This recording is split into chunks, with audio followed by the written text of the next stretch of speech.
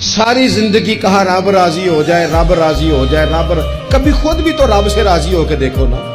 رضی اللہ عنہم ورضوا عنہ، اللہ نے مومن کی شان یہ بیان کی ہے کہ اس سے اللہ راضی ہوتا ہے اور وہ اپنے اللہ سے راضی ہوتا ہے۔ صحابہ سے اللہ راضی تھا اور صحابہ بھی اپنے اللہ سے۔ حضرت سفیان ثوری دعا مانگ رہے تھے، یا اللہ راضی ہو جا، یا اللہ راضی ہو جا، یا اللہ راضی ہو جا، تو حضرت رابعہ بصریہ پردے کے پیچھے تھی، انہیں جلال آ گیا، کہنے لگی سفیان بس کر۔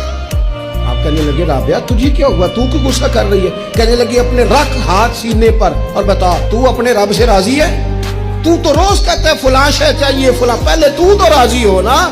فرمانے لگی تو ہی آج تک راضی نہیں، پہلے تو کہہ مالک تو نے جس حال میں رکھا ہے میں راضی ہوں، تو راضی ہو، وہ تو کریم ہی بڑا ہے، تیرے دو آنسوؤں سے بھی راضی ہو جائے گا۔